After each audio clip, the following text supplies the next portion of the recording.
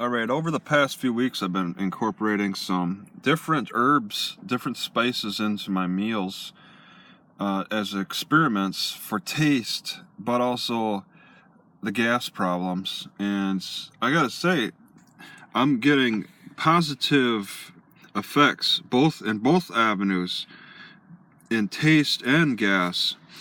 I used to get fart attacks a lot where I would fart every 5 minutes all day. It was awful.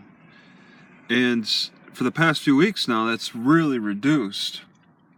And thanks in largely not to ginger. Ginger does not stop fart attacks. There are some things I was hoping would stop farts, but didn't. Cayenne pepper? Nope. Those don't do it. Allspice, though, certainly. I have been very impressed with Allspice. Not anise. I tried anise, and that doesn't really do it. Dill does it a little bit. I just got scared of eating that too much. This oat bran would tear me up in the past, but now consuming it more with more pretty much allspice, consuming it with other herbs has helped prevent any nasty attacks. Because these attacks are just offensive. They smelled and they're often, and there's not much I could do. Yeah, the anise. The anise by itself doesn't really stop farts. I've tried anise. I really held off for a long time on allspice. That's why I can really owe a lot to allspice, because it's like one of the last herbs I really experimented with, and I've been really getting great response to, it's been tasting really good with these dates. $7 a container. I'm going poor buying these. I love them so much, but I try to curb my addiction to them by adding spices, and spices that actually have been helping with my gas problems, which aren't really a problem anymore. I'm pretty much, I could proudly say I'm gas free. It feels great. All right, thanks in large part to allspice, but also dill. Dill was a factor. The dill greens, the dill seeds, which I lately haven't been incorporating dill seeds in anything.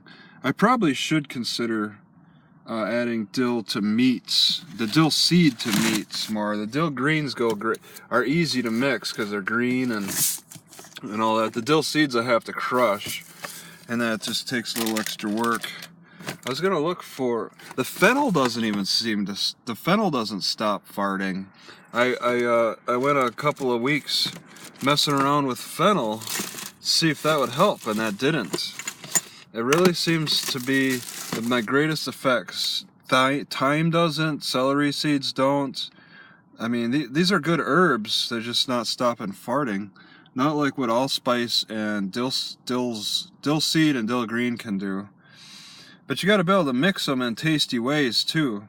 Because, oh wow, there's some herbs that just taste awful with certain foods. Like, you try to put turmeric, just even a tiny bit of turmeric on your chicken, and it's awful. But you put a massive amount of turmeric in your orange juice, best thing you'll ever taste. Corriander goes really good, and I don't know why I lost it.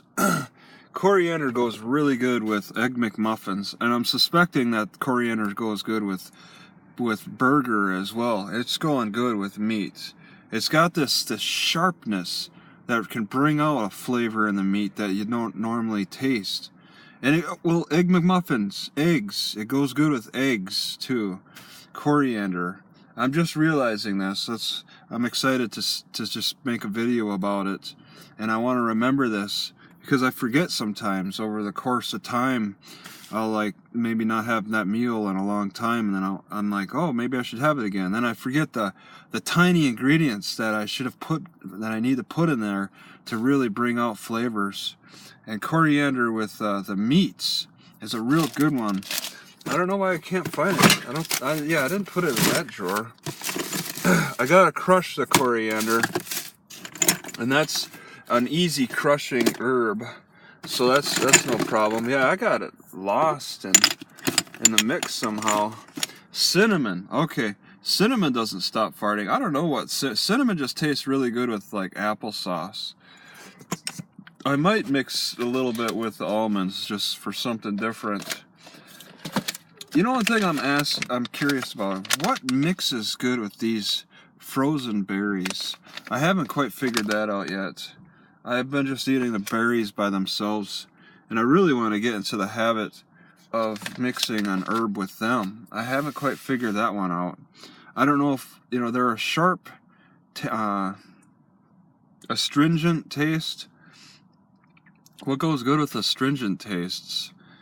I haven't quite figured it out. I would mix them with milk. A lot of times I'd eat them and drink milk, or mix them with milk. Either way, that's a good combination, but I'd like to focus on an herb for that. So, oh yeah, I like mixing fenugreek in cereal. That adds a lot of estrogen, and it's supposed to be like a growth, keep your body tissues full. It's a little concerning for cancer if you encourage growth, you know, with herbs, cell growth, that also encourages cancer. So you got to be wary of that. But I've got a big body, and I am eating herbs that do encourage